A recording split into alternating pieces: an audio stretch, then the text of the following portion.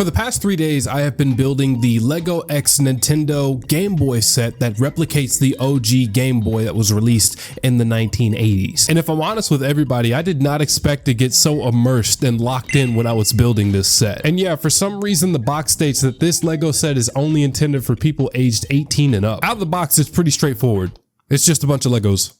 That's literally it. All jokes aside, there's actually some really good presentation here though. There's 5 bags totaling over 421 pieces, and it also comes with a detailed guidebook that walks you step by step from start to finish on how to complete this build. It took me 3 days to finish this, but if I'm honest with you, I think a seasoned Lego builder might be able to finish this in just the maximum amount of 3 hours. Again, this is my first Lego set. I have never built a Lego set before, so this was my first time taking the instructions and taking the original image and putting it all the way to the very end and creating a finished product. But to be honest, building this Lego set in the first place wasn't even that hard, and that really surprised me. When I first got into this, I expected this whole building process to be a little bit more complicated. You know how sometimes you can look at the manual, but you can never actually tell what they're doing?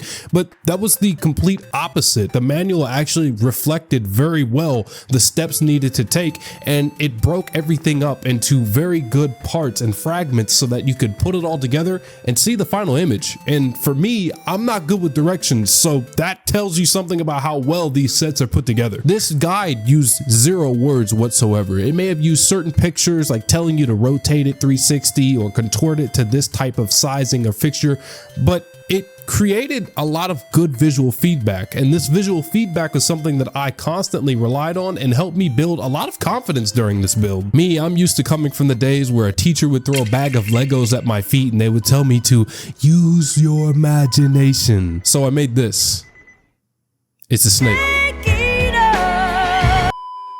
I think people under the age of 18 can complete this, and even a child with a parent could complete this as well. It's not that much of a complex build. It just uses a lot of small and intricate parts that link together that I've never really seen with a Lego set before. There are a lot of clever techniques using like a rubber band to hold all of the D-pad together so that you can have more flexibility and lock it down. That also enables it so that you can press it in multiple directions like it's an actual real D-pad. You have a lot of extension blocks that not only change how you can extend a build to reach another side of a build, but to also give that build a little bit of a plateau to sit on. It gives it more depth, and that was something that I've never seen before. Like, modern Legos nowadays are really well built. I highly recommend checking this out if you want a really cool way of putting something together. The only problem with this though is that there are a lot of small parts, and there was a specific bag number 5, there was a small extension piece that was stuck in one of the like bigger black pieces, and this was not meant to be in here. I had to actually go and get a pair of my own tweezers to help get this piece out, and even when I got it out, I actually bent the actual extension piece.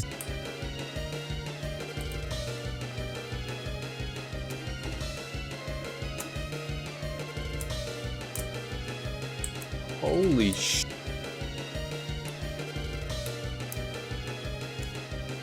Oh, bruh, it's busted now. Oh my goodness. Oh no, it came out bent.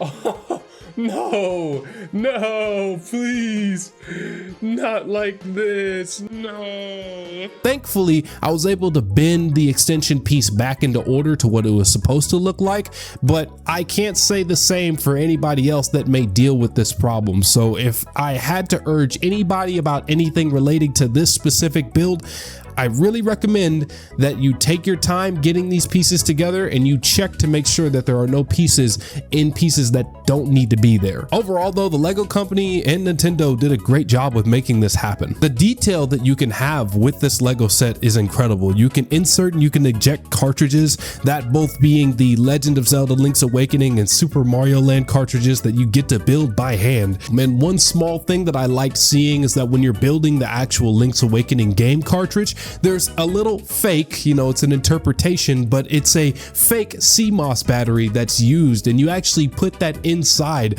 of the cartridge build. And the CMOS battery was used back in the day to help store save data, since, you know, many Game Boy games didn't get to come with that because there wasn't a reason to save them. But Link's Awakening, with it having dungeons and everything, you needed to have a way to save that information. I think small details like that are great because it just adds a unique little touch to how game design was done back in that day. You can swap out the two different cartridges and click them in just like you were playing on a normal Game Boy, and the use of the lenticular printing is also very cool as well. It's that little design that you used to see on little cups and cards back in the day, maybe if you were shopping at the store, but instead they utilize it here to emulate a sense of animation, so you can move it up and down, and you can see things like the Nintendo logo moving up and down, or Mario jumping in Super Mario Land, or even this little unique scene from Link's Awakening where it's Link and Marin sitting on the beach together. Not only does this give the build itself some character, but it helps bring it to life when you get to put it on the unique displays that you also get to build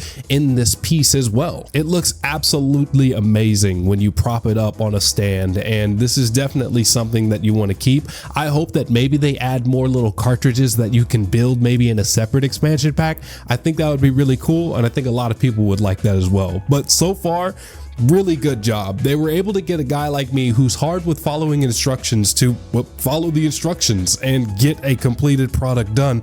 And I can't believe that it's there. They did a good job. The video's over. Goodbye.